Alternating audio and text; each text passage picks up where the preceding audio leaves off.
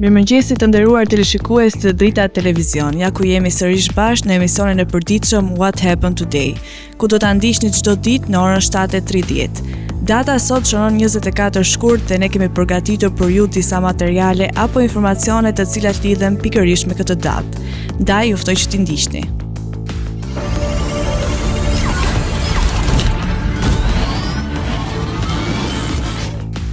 –24 shkurti është dita 55 e kalendarit gregorian. Ngjarje 303. Perandori romak Galerius publikoi se do të fillojë ekzekutimin e të krishterëve në perandorinë e tij. 1387. Mbreti Charles III i Naples dhe i Hungarisë u vran në Buda. 1899. U themelua Western Washington University. 1909. U themelua Hudson Motor Car Company. 1918. Estonia shpalli pavarësinë. 1920. U themelua Partia Naziste. 1945. Kryeministri egjiptian Ahmed Maher Pasha u vran në parlament pas leximit të dekretit. 1970. U themelua Nacional Public Radio në Shtetet e Bashkuara. 1981. Tërmeti me intensitet 6.7 shkallë Richter la 16 persona të vdekur në Athinë dhe shkaktoi dëme në shumë qytete në perëndim të qytetit. 2008. Fidel Castro tërhiqet nga presidenca e Kubës. 2008. U bë hapja e kampionatit botëror për ekipe në ping-pong në Guangzhou në Kinë. Në kampionat për herë të parë pas shpalljes së pavarësisë merr pjesë edhe Republika e Kosovës. 24 shkurti është dita 55 e kalendarit gregorian.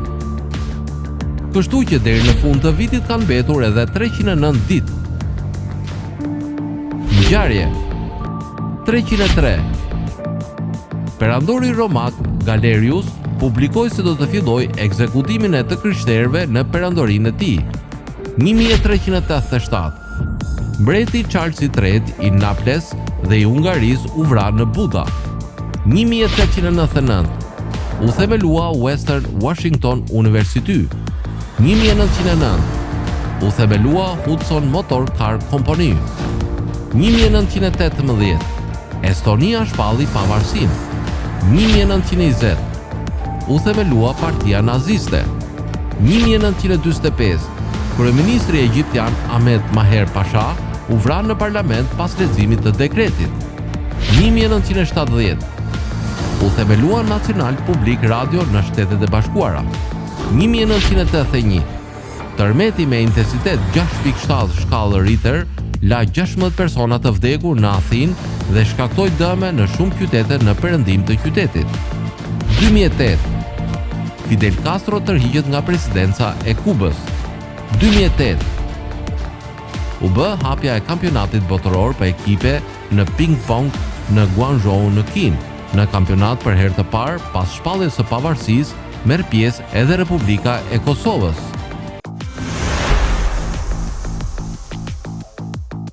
Lindje 1304. Lindi Ibn Battuta, hulumtues arab. 1463. Lindi Giovanni Pico della Mirandola, humanist italian. 1684. Lindi Katerina e Parë, mbretëresh ruse. 1786. Lindi William Grimm, filozof dhe letrar gjerman. 1831. Lindi Leo von Caprivi, kancelari i dytë i mbretërisë gjermane. 1842. Lindi Arrigo Boito, letrar italian. 1921. Lindi Ingvar Lidholt, kompozitor suedez. 1921. Lindi Abe Vigoda, aktor amerikan. 1932. Lindi Michael Legrand, kompozitor francez. 1934. Lindi Bettino Craxi, politikan italian. 1942. Lindi John Neumeyer, koreograf gjerman. 1955. Lindi Steve Jobs, biznesmen amerikan, themelues i Apple. 1955 lindi Alain Prost, pilot francez i Formula 1. 1971 lindi Pedro de la Rosa, pilot spanjoll i Formula 1. 1979 lindi Floyd Mayweather Jr., boksier amerikan. Lindje 1304 lindi Ibn Battuta, hulumtues arab. 1463 lindi Giovanni Pico della Mirandola, humanist italian. 1684 lindi Katerina e Parë, mbretëresh ruse. 1786 lindi William Grimm, filozof dhe letrar gjerman. 1831 lindi Leo von Caprivi, kancelari i dytë i mbretërisë gjermane. 1842 lindi Arrigo Boito, letrar italian. 1921 lindi Ingvar Lindholm, kompozitor suedez. 1921 lindi Abe Vigoda, aktor amerikan. 1932 lindi Michael Legrand, kompozitor francez. 1934 lindi Bettino Craxi, politikan italian. 1942 lindi John Neumeyer, koreograf gjerman. 1955 lindi Steve Jobs, biznesmen amerikan, themelues i Apple. 1955 lindi Alain Prost, pilot francez i Formula 1. 1971 lindi Pedro de la Rosa, pilot spanjoll i Formula 1. 1979 lindi Floyd Mayweather Jr., boksier amerikan. Vdekje 1975 vdiq Nikolaj Bulganin, politikan sovjetik. 1990 vdiq Sandro Pertini, politikan italian. 2004 vdiq Zenullah Halili, shkrimtar. Festa dhe përvjetore. Estonia, dita e pavarësisë.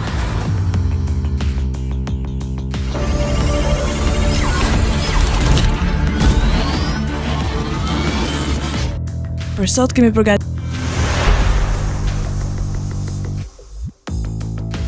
kemi përgatitur biografinë e Steve Jobs. Ai ishte një biznesmen, investitor amerikan dhe shpikës, i njohur më së shumti për bashkëpunimin e teknologjisë Apple.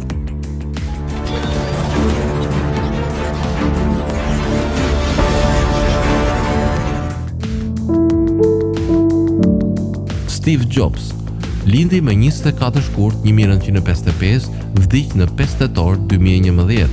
Ishte një ndërmarrës dhe shpikës amerikan. Ai ishte bashkëthemeluesi i Apple, kryetari i bordit dhe shef ekzekutiv i Apple-it. Përmes Apple-it, ai u bë i njohur si një nga pionerët karizmatik dhe teknologjisë. Jobs gjithashtu ishte bashkëthemelues në kompaninë e animacionit Pixar dhe antar i bordit drejtues në kompaninë Disney. Pas luftës për pushtet dhe bordit e drejtorëve në vitin 1985, Jobs u largua nga Apple dhe themeloi kompaninë Next, platformë kompjuterike e specializuar në tregjet e arsimit të lartë dhe biznesit. Ai shërbeu si CEO dhe aksioneri kryesor deri në blerjen e Pixar nga Disney në vitin 2006. Jobs ishte ndër të parët për të parë potencialin komercial të mouse shfryrë ndërfaqe kopjuese Park e përdoruesit grafik, që çoi në krijimin e Lisa Apple dhe një vit më vonë Macintosh. Ai gjithashtu ka luajtur një rol në futjen e laser writer, një nga të parat prindëra laser gjërësisht në dispozicion për tregun. Pas luftës për pushtet në bordin e drejtorëve në 1985, Jobs u largua nga Apple dhe themeloi Next. Si CEO i ri i kompanisë, Jobs mbikëqyri zhvillimin e iMac, iTunes, iPod, iPhone dhe iPad dhe në anën e shërbimeve, kompanisë Apple Store, iTunes Store dhe App Store.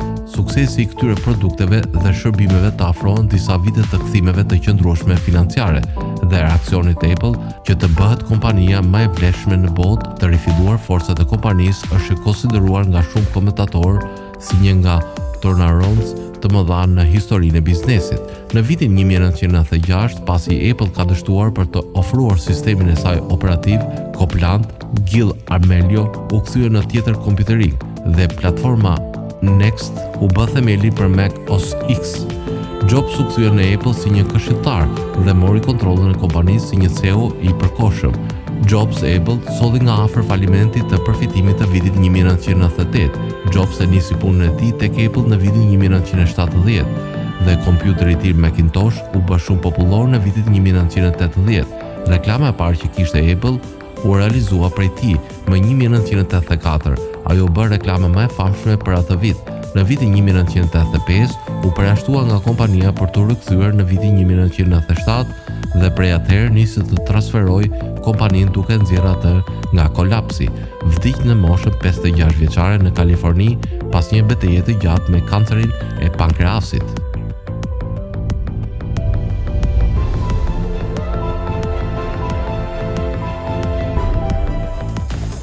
Për biografinë e sotme kemi zgjedhur të flasim për një legjend të komedisë që na bëri të qeshim. Më 21 korrik të vitit 1924 në një qytet të vogël të Virginias, lindi një djalë i quajtur J. Donald Knotts, i cili do të bëjë një nga emrat më të dashur dhe më të njohur në historinë e komedisë amerikane. Ai do të ishte i njohur si Don Knotts, një aktor dhe komedian që me çdo lëvizje dhe shprehje të tij do të krijonte momente të paharrueshme për breza të tërë. Fëmijëria Don Knotts nuk kishte e lehtë, ai u rrit në një qytet të vogël të një familje me mundësi të kufizuara, por që në moshë të vogël, Doni shfaq një talent të jashtëzakonshëm për komedinë. Ai shpesh do të argëtonte shokut e tij me imitime dhe performanca të ndryshme, duke bërë që të gjithë ta vlerësonin humorin e tij të veçantë. Pas mbarimit të shkollës së mesme, Doni vendosi të ndiqte ëndrrën e tij për të qenë aktor dhe shkoi në Universitetin e Michiganit për të studiuar teatr. Megjithëse nisi karrierën e tij si aktor në skena lokale, ai do të bëhej një emër i njohur vetëm pas shërbimit në ushtrinë amerikane gjatë luftës së dytë botërore. Kur Don Knotts u kthye nga shërbimi ushtarak, ai filloi të kërkonte mundësi në televizion dhe një nga momentet më të mëdha të karrierës së tij erdhi në vitin 1960, kur ai mori një rol të rëndësishëm në sitcomin e njohur The Andy Griffith Show. Don Knotts luajti rolin e Bernie Fife, një oficer të vogël të policisë me shumë besim në vete, por që gjithmonë kalonte në situata të ngatruara. Një nga aspektet që i dha një ndihmë të madhe karrierës së tij ishte aftësia dhe lidhja e tij me audiencën. Shumë nga karakteret e tij kishin një thjeshtësi dhe sinqeritet që bënin të mundur që njerëzit të kuptonin dhe dashuronin ato. Ai nuk kishte nevojë për ndihmën e efekteve speciale për të bërë një shfaqje të paharrueshme, mjaftonte shpreha e fytyrës dhe ajo humoristike që ai ishte kaq i mirë ta jepte. Në vitet pasuese, Don Knotts vazhdoi të luante në seriale dhe filma të ndryshëm, por gjithmonë duke ruajtur një vëmendje të veçantë për komedinë që do të shfaqte. Ajo bë një figurë dashur dhe e respektuar, jo vetëm për talentin e tij të shkëlqyer, por edhe për natyrën e tij të përzemërt dhe të thjeshtë. Në jetën personale, Don Knotts ishte një njerëz i thjeshtë që e mbante jetën e tij private larg syrit të publikut. Ajo martua 2 herë dhe pati një jetë të qetë dhe të mbushur me pasion për aktrimin dhe humorin. Pavarësisht një karriere të gjatë dhe të suksesshme, ai gjithmonë mbeti besnik ndaj dashurisë së tij për skenën dhe artin e komedisë. Më 24 shkurt 2006, Don Knotts, pas një viteje të gjatë me një sëmundje të rëndë, ndodhi të kalonte në amshim. Por trashëgimia e tij do të mbetet për herë gjallë në kujtimet e miliona njerëzve që qeshen me të dhe që e duan për gjithçka që bëri.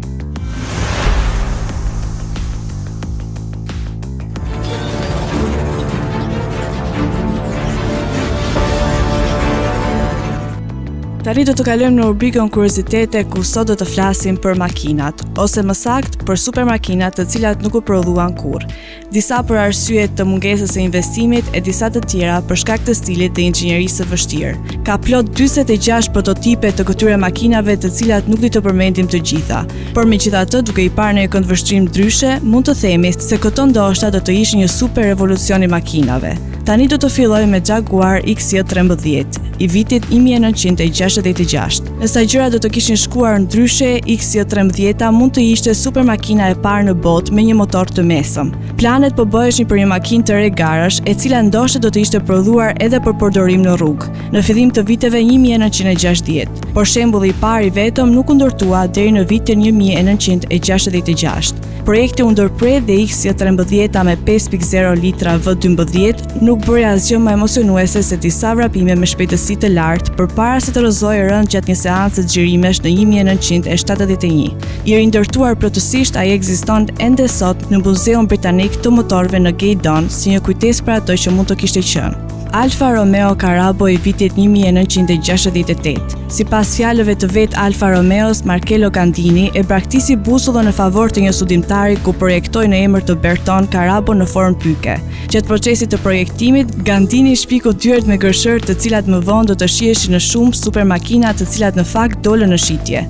Mercedes-Benz C111 i vitit 1969. Mercedes ndërtoi disa shembuj të makinës sportive C111 me motor të mesëm me dyer Gullwing në 9 vjet. Në termat e supermakinave, kjo pothuajse e bën atë një model prodhimi, por asnjëra prej tyre nuk ishte menduar për shitje publike. 11 të parët ishin të fuqizuar të gjithë nga motor rrotullues, të cilat dhanë informacion të mjaftueshëm për të bindur Mercedesin se rrotulluesit nuk ishin rruga e duhur. Versionet e mëvonshme u mundësuan nga motor turbo dizel dhe vendosën shumë rekorde shpejtësie gjatë 2 seancave maraton në pistën e provës në Ardo në Itali. Disa makina u konventuan gjithashtu për të marrë V8 me benzinë 3.5 litra me aspirim natyral dhe 4.8 litra me 2 turbo. Ky i fundit prodhoi gati 500 kuaj fuqi dhe i dha C111-s një shpejtësi maksimale të matur prej 250 milje për orë. Ferrari Modulo i vitit 1970. Ndoshta Ferrari me pamje më futuriste në histori. Modulo filloi si një makinë garë sportive. Në fund të karrierës së saj konkurruese,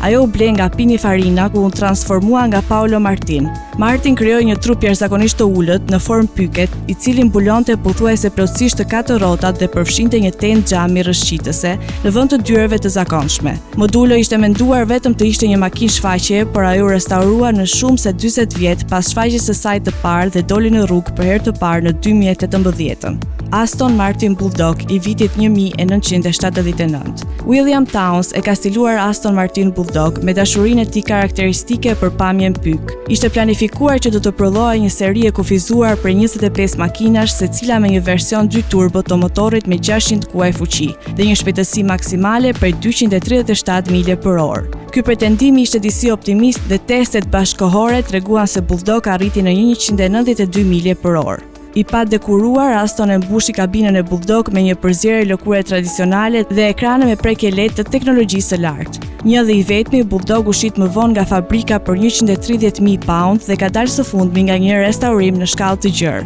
Audi Avus i vitit 1991. Pista Avus pranë Berlinit thjesht 2 karraxheta të njëjtit autoban me një kapse flokësh, njëra për tyre e pjerrët në të 2 skajet, ishte një nga më të shpejtat e krijuara ndonjëherë. Makinat e garave të vitit 1930 ishin në gjendje të kalonin atë me një shpejtësi mesatare prej mbi 170 milje për orë. Në mënyrë të përshtatshme, emri i tij u përdor për një koncept supermakine të vitit 1991. Duke parë përpara dhe jo mbrapa, Audi përfshinte 2 veçori të cilat ishin në zhvillim, por jo ende gati për prodhim. Limuzina A8 ishte përsëri makina e parë e prodhimit që u pajis me të. Këtë herë në 2001. Chrysler Atlantic 1995. Atlantiku i stilit retro ishte një homazh për makinat luksoze të viteve 1930. Në përgjithësi dhe Bugatti Type 57 Atlantic në veçanti. Jo saktësisht supermakinat në kuptimin modern, por sigurisht ekuivalenti epokës së tyre. Ndikimi i viteve 30 mund të jetë gjithashtu me motorin 4.0 litërsh me të drejta Atlantikut, i cili t'i gëllon shumë egzotik derisa të mësoni se ishte i përbërë nga 2 motor të bashkuar së bashku. Vetëm kjo la të kuptojë se Chrysler nuk ishte interesuar të zhvillonte një version prodhimi, pasi në vitin 1995 Straight Tech kishte qenë jashtë modës për rreth gjysmë shekulli. TVR Speed 12 i vitit 1997. Ju nuk mund të akuzoni kur Peter Weller për mungesë ambicie për TVR dhe Speed 12, e përmblodhi atë frym në përsërismëri. Duke u bazuar në suksesin e makinave të tij në vitin 1990, Wheeler dëshironte të konkuronte në kategorinë e garave të qëndrueshmërisë GTI, kundër kompanive si Porsche dhe Mercedes. Ai kishte mjetin për punën në Speed 12, i cili kishte një motor 7.7 litra V12 që prodhonte 800 kuaj fuqi. Makina vërtet konkuroi, por nuk arriti kurrë në Le Mans dhe projekti i makinës së rrugës paralele ngeci, pavarësisht disa porosive që u morën. Ajo kishte një çmim për 188.000 pound dhe kishte rreth 960 kuaj fuqi. Por Wheeler vendosi ta kthejë depozitat e klientëve kur mendoi se makina ishte shumë e fuqishme për të përdorur në rrugë. Nissan R390 i vitit 1997. Për të përdorur R390 në klasën GTI të garave ndërkombëtare, Nissan duhet të ndërtonte të paktën një version të ligjshëm në rrugë. Duke ndjekur rregullat deri në letër, ajo prodhoi saktësisht një dhe e mbajti atë, duke u mohuar blerëse mundësinë për të zotëruar atë që do të kishte qenë një supermakinë madhështore. Përveç mungesës së një krahu të pasëm, ai ishte në thelb i njëjtë me të gjithë makinat e garave. Volkswagen V12 Nardo i vitit 2001. Nardo ishte i treti dhe i fundit për 3 supermakinat e fuqizuara nga një motor V12, i krijuar nga çiftëzimi i dy njësive VR6 me kënd të ngushtë të Volkswagen. Me masën 5.6 litra në konceptet e mëparshme, Synchro dhe Roadster, ajo u zgjurua në 6.0 litra në Nardo dhe fuqia e tij u rrit në 590 kuaj fuqi. Aftësia e makinës u demonstrua në mënyrë spektakolare kur ajo arriti mesatarisht pak më shumë se 200 milje për orë për 24 orë në pistën e provës italiane, pas së cilës mori edhe emrin. Një version prodhimi do të kishte qenë një gjë e mrekullueshme, por mund të kishte nevojë për një emër tjetër. Shitjet e ulta të sallonit luksoz pak më vonë sugjeruan që kishte kaq shumë njerëz që do të paguanin për një makinë me një distinktiv Volkswagen. Lamborghini Asterion i vitit 2014. Asterion synoi të ishte pak më pak i fortë se makinat e tjera sportive Lamborghini, por ishte ende një bishë e frikshme. Pjesa e poshtme e monokokut të fibrave të karbonit erdhi nga Aventador, ndërsa motori ishte me 602 kuaj fuqi. I përdorur në Huracan, i mbështetur në këtë rast nga 3 motorë elektrik. Edhe pse Lamborghini e përshkroi Asterion si një demonstrues teknologjie, ajo konsiderua seriozisht si një model i mundshëm i prodhimit në të ardhmen. Deri në vitin 2015, kur kompania vendosi të fokusohej në vend të kësaj në Urus SUV. Kjo mund të duket si për të ardhur keq, por pothuajse me siguri ishte zgjedhja e duhur. Është shumë e pamundur që Asterion të ketë qenë diçka po aq popullor sa Urus, i cili në vitin 2022 ja kaloi të gjithë modeleve të tjera Lamborghini të mbledhura së bashku. BMW MI Homage. BMW MI Homage i vitit 2008. 30 vjet pas djegjes së gishtërinjve në përpjekje për të bërë një supermakinë me MI-n e parë, BMW tregoi Homage MI në Concorso d'Eleganza Villa d'Este 2008. Kjo shfaqje e modës së lartë për makinat dhe konceptet klasike ishte vendi ideal për të prezantuar një MI të përditësuar, edhe nëse BMW nuk shqetësoi të publikonte as detajet më themelore të specifikimeve të saj. Si rezultat, Homage do të ishte vetëm një makinë shfaqjeje. Do të vijmë në rubrikën Kuriozitete, ku sot do të flasim për një vend ku dielli nuk perëndon për muaj të tërë. Në disa zona të tokës, fenomenet natyrore janë kaq unike sa që sfidojnë kuptimin e zakonshëm të kohës dhe hapësirës. Një nga më të mahnitshmit është periudha e ditëve të përjetshme, ku dielli nuk perëndon për një periudhë të gjatë, ndodh vetëm në afërsitë të qarkut arktik. Fenomeni ndodh për shkak të këndit ekscentrik në të aksit të tokës. Gjatë vitit, si rezultat i këtij këndi, disa rajone në afërsitë të këtyre qarqeve janë aq të përfshira nga dielli për muaj të tërë. Kjo ndodh sepse gjatë verës polare, toka është e prirur që të mbajë një pozicion të tillë që dielli nuk perëndon për muaj të tërë. Një nga vendet më të njohura për këtë fenomen është Svalbard, një grup ishush në Norvegji që janë pjesë e qarkut aktiv. Në këtë rajon, qyteti Longyearbyen përjeton periudhën e ditës së përjetshme, ku dielli nuk perëndon nga 20 prilli deri në 23 gusht, duke sjellë një periudhë pa errësirë që mundson atyre të jetojnë për një kohë të gjatë në ndritën e diellit. Kjo periudhë ka një ndikim të thellë në jetën e përditshme të atyre që jetojnë në këtë zona. Shumë njerëz raportojnë se ndikimi psikologjik është i dukshëm. Drita e vazhdueshme mund të shkaktojë probleme të gjumit, pasi trupi i njeriut është zakonisht i adaptuar të flejë në errësirë. Kjo është një arsye pse shumë banorë në këtë zona përdorin drita speciale dhe dritë natyrale për të rregulluar ritmin e tyre biologjik. Nga ana tjetër, gjatë dimrit polar, për disa muaj dielli nuk ngrihet fare mbi horizont dhe këto zona zhyten në errësirë totale. Ky fenomen është i njohur si nëntori i përjetshëm dhe mund të jetë gjithashtu një periudhë e vështirë për shumë banorë, pasi mungesa e diellit për një kohë të gjatë mund të shkaktojë depresion apo ankth.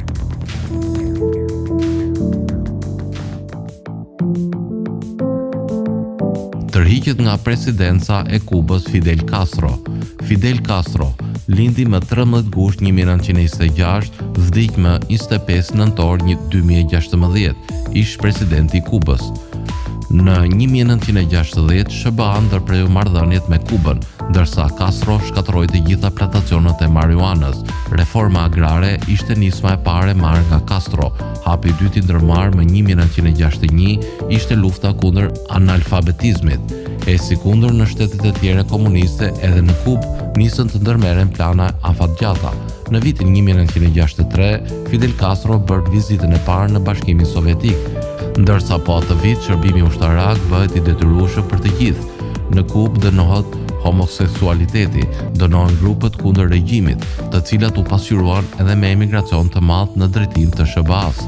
Në tetor 1967, në Bolivi vritet Che Guevara, miku i revolucionit kubanez. Vitet në vazhdim kanë qenë jo pak të lehta për drejtuesin më jetëgjatë në një shtet komunist, ndërhyrje nga Shtetet e Bashkuara të Amerikës për rrëzimin e tij, por pasi lëshoi pe në disa anë, Fidel Castro mundi të mbijetojë. Kalimi i pushtetit tek Raul Castro, më 31 korrik 2006, u njoftua se Fidel Castro ju nështrua një operacioni në bark.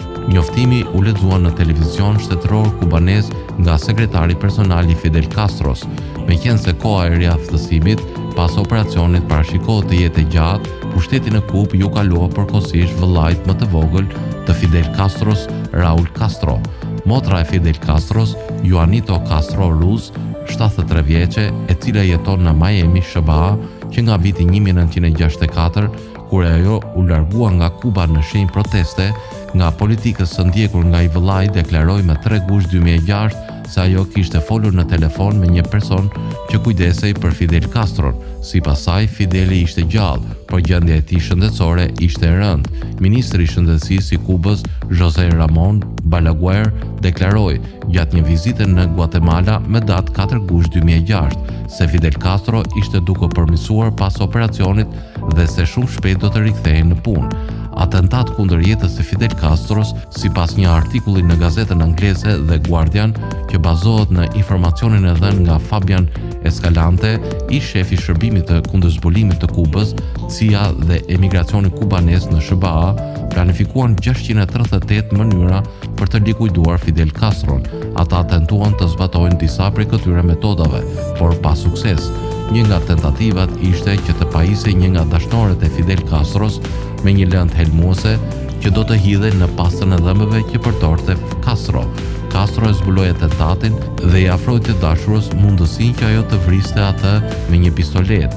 Ajo nuk mund ta qellonte. Mënyra të tjera të planifikuara ishin vendosja e minave të telekomanduara në formën e guackave të detit në vendet ku Castro si pëlqente të zhytej, lyerja e kostumit të zhytjes me lëndë helmuese ose agent bakteriologjik, atentate me armë zjarri të kryera nga ushtarë të mafjes amerikano-kubaneze, e tjerë.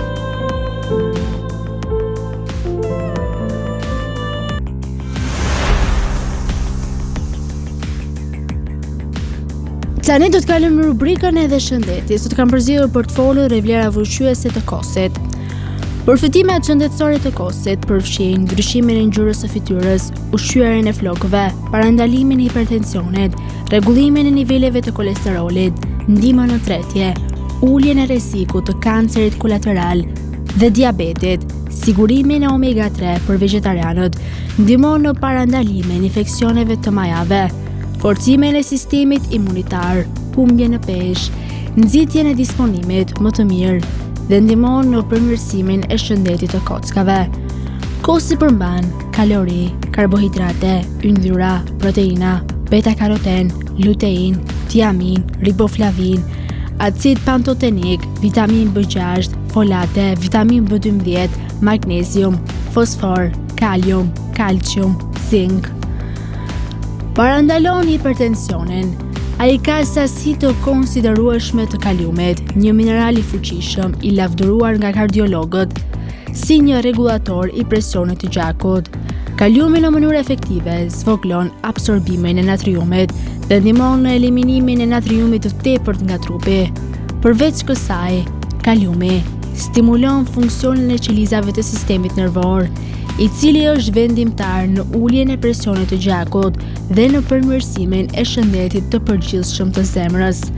Natriumi atribuohet si shkak kryesor pas presionit të lartë të gjakut, i cili shpesh çon në hipertension dhe çrregullime të veshkave nëse nuk monitorohet.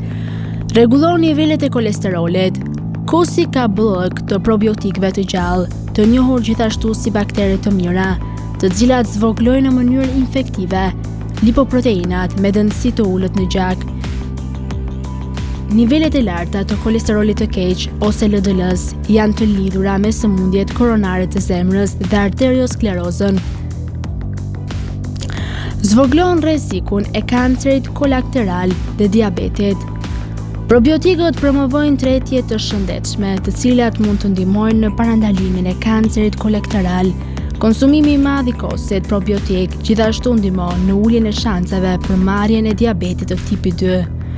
Ruajtja e niveleve të shëndetshme të glukozës gjithashtu kërkon absorbimin e duhur të ushqyesve në të gjithë traktin digestiv. Ofron omega-3 për vegetarianët. Acidet yndyrore omega-3 ndihmojnë në humbjen e peshës, rregullojnë presionin e gjakut, zvoglojnë inflamacionin, luftojnë rënjen kognitive dhe parandalojnë kancerin. Produktet e qumshtit, të cilat përfshin kosin, janë të bollshme me acide yndyrore omega-3. Nëse dieta juaj akomodon konsumimin e mishit, por ju ende nuk e përdorni, kosi është një zgjedhje e shkëlqyer për të ndihmuar përmbushjen e kërkesave tuaja për omega-3. Fushizon sistemin imunitar. Konsumi i rregullt i kosit ndihmon në forcimin e sistemit tuaj imunitar dhe zvogëlon shanset për të marrë ndonjë sëmundje. Mikroorganizmat e gjalla aktive të gjetura në kos stimulojnë sistemin imunologjik të mukozës së zorëve nëpërmjet inkulajimit të qelizave që prodhojnë citokinën në zorë. Dobia që rezulton nga tretja e përmirësuar është thithja e duhur ushqyesve, gjë që do të rrisë imunitetin. Po kështu, bakteret e mira ndihmojnë në reduktimin e inflamacionit, i cili lidhet me këto kushte të shumta shëndetësore. Ai ka magnez, selen dhe zink që gjithashtu përforcojnë vetitë e tij imunitare. Ndihmon në parandalimin e osteoporozës dhe përmirëson shëndetin e kockave. Mungesa e kalciumit dhe vitaminës D janë dy faktorët kryesorë të osteoporozës. Produktet e qumshtit janë burime të mira të kalciumit. Kosi, megjithatë, ka një kombinim të kalciumit dhe vitaminës D për promovimin e shëndetit të eshtrave si fosfori, kaliumi dhe proteina. Së bashku këto vitamina, minerale dhe lëndë ushqyese rrisin densitetin e kockave dhe parandalojnë osteoporozën. Tani oftoj që të ndiqni parashkimin e motit për territorin shqiptar. Territori shqiptar për datën 24 shkurt 2026 do të jetë në ndikimin e masave ajrore me lagështi, duke sjellë mot kryesisht të vrenjtur në pjesën më të madhe të vendit, ndërsa në juglindje dhe jug priten intervale me diell. Paraditja do të karakterizohet nga vranësira të dendura në zonat qendrore dhe veriore, ndërsa pasditja vijon me kthjellime të pjeshme në disa zona. Temperatura minimale pritet të zbrezë deri në 2 gradë Celsius, ndërsa ajo maksimale do të arrijë deri në 15 gradë Celsius. Gjatë ditës priten rreth 2 deri në 4 orë me diell kryesisht në jug dhe juglindje. Era do të fryejë lehtë deri mesatare nga drejtimi jugor me shpejtësi 3 deri në 6 metra për sekond. Deti do të ketë dallgëzim të ulët deri mesatar rreth 2 ball. Indeksi ultraviolet për Tiranën pritet të jetë i ulët rreth 3. Sipas të dhënave astronomike, lindja e diellit në Tiranë do të jetë rreth orës 6:16 minuta, ndërsa perëndimi rreth orës 17:32 Temperaturat minimale dhe maksimale për disa qytete kryesore të Shqipërisë do të jenë si më poshtë. Shkodër, 6 deri në 11 gradë Celsius. Kukës, 5 deri në 12 gradë Celsius. Peshkopi, 4 deri në 11 gradë Celsius. Tiranë, 9 deri në 12 gradë Celsius. Durrës, 8 deri në 15 gradë Celsius. Kavaj, 7 deri në 15 gradë Celsius. Elbasan, 8 deri në 14 gradë Celsius. Berat, 7 deri në 15 gradë Celsius. Korç, 2 deri në 9 gradë Celsius. Vlorë, 10 deri në 16 gradë Celsius. Gjirokastër, 7 deri në 13 gradë Celsius. Sarandë, 8 deri në 16 gradë Celsius. Tani oftoj të ndiqni parashkimin e motit për territorin e Kosovës. Territori i Kosovës për datën 24 shkurt 2026 do të jetë në ndikimin e motit të paqëndrueshëm me rreshje shiu në pjesën më të madhe të territorit. Paraditja do të jetë me rreshje të her pas hershme, ndërsa pasditja vijon me intervale me shi dhe vranësira. Temperatura minimale pritet të zbresë deri në 0 gradë Celsius, ndërsa ajo maksimale do të arrijë deri në 15 gradë Celsius. Era do të fryejë lehtë deri mesatare nga drejtimi jugor me shpejtësi 3 deri në 6 metra për sekond. Indeksi ultraviolet për Prishtinën pritet të jetë i ulët rreth 2. Sipas të dhënave astronomike, lindja e diellit në Prishtinë do të jetë rreth orës 6:13 minuta, ndërsa perëndimi rreth orës 17:25 minuta. Temperaturat minimale dhe maksimale për disa qytete kryesore të Kosovës do të jenë si më poshtë: Mitrovic 3 deri në 12 gradë Celsius, Podujev 0 deri në 8 gradë Celsius, Shënderaj 2 deri në 12 gradë Celsius, Pej 2 deri në 13 gradë Celsius, Prishtinë 1 deri në 12 gradë Celsius, Gjakov 2 deri në 15 gradë Celsius, Malishev 1 deri në 14 gradë Celsius, Gjilan 1 deri në 13 gradë Celsius, Perizaj 2 deri në 14 gradë Celsius, Kaçanik 2 deri në 13 gradë Celsius, Suharek 2 deri në 14 gradë Celsius, Prizren 4 deri në 14 gradë Celsius. Të nderuar teleshikues të Drita Televizion, kjo ishte gjithçka e përgatitur për këtë emision. Bashkë të rishihemi sërish nesër në po të njëjtin orë. Ndërkohë ju ftoj të ndiqni në vijim programacionet e Drita Televizion dhe po ashtu mos harroni të na ndiqni edhe në rrjetet tona sociale: Instagram, TikTok, Twitter dhe Facebook. Për të rijat më të fundit, vizitoni faqen tonë zyrtare drita.tv.